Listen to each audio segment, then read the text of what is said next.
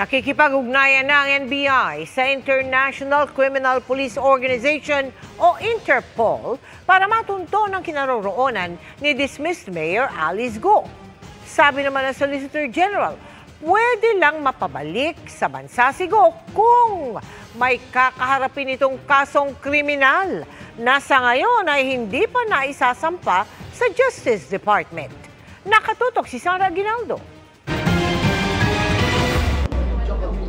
Ngayong iba't ibang opisina ng gobyerno na ang nagsabing may impormasyon silang nasa labas na ng bansa si dismissed Bamban Mayor Alice Go, ano na nga ba ang susunod na hakbang ng gobyerno? Dahil wala pang kaso si Go sa korte, kalkulado ang hakbang ng gobyerno.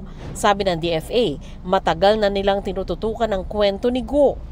Nakipag-ugnayan na raw sila mula nang kumpirmahin ng NBI na ang Alice Go na naging mayor ng Bamban, Tarlac at ang Chinese national na si Go Waping ay iisang tao.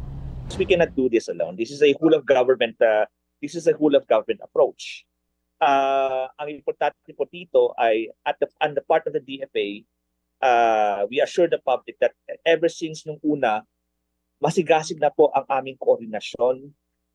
Nakikipagtulungan po kami sa Senado, sa Kongreso, sa ibang ahensya ng gobyerno para po matundukan na po ang issue na ito. Pwede raw kasing kanselahin ang pasaporte ni Go ni DFA Secretary Enrique Manalo sa ilalim ng Philippine Passport Law basta may ebidensyang peke ang identity sa passport. Once na na-receive natin itong mga dokumentos na ito stating na eto, may problema, peking identity, siya ay isang dayuhan, then we will cancel the passport. Otherwise, ang requirement ito would be a court order directing us to cancel. Sa ngayon, ang criminal complaint na qualified human trafficking laban kay Go hindi pa naisasampa sa korte ng DOJ. Ang Office of the Solicitor General o OSG nagsampa ng petisyon sa korte para makansela ang birth certificate ni Go bilang Pilipino. Nagsampa rin ang OSG ng co-warranto petition para naman mapaalis si Go bilang mayor ng Bamban. Nasa preliminary investigation pa ang COMELEC sa material misrepresentation complaint laban kay Go. Bukod dito, naglabas na ng desisyon ng ombudsman na alisin si Go bilang mayor. Pina-freeze na rin ng Court of Appeals ang kanyang bank accounts at assets.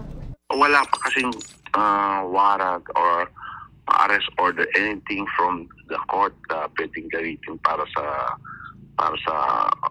mga ganung mga Interpol Interpol activities. Prerogative ng government kung ano yung gusto nilang gawin, pero sa akin kasi yung warrant ni Alice tungkol lang yun sa Senate contempt.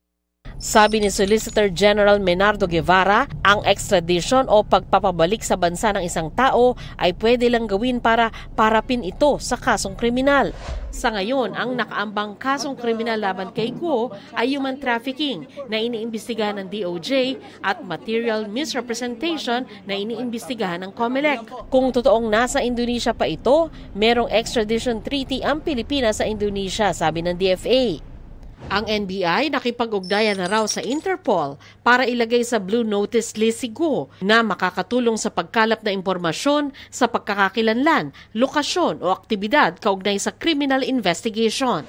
Yung Red Notice po ay pagka may criminal case pending.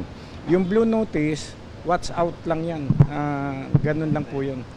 Will initiate po? NBI po ba will initiate? Siyempre, merong ganong request. Nakikipag-usap kami, nakikipag-coordinate kami. Wala pang sagot sa amin. Para sa GMA Integrated News, Sandra Aguinaldo, nakatutok, 24 oras.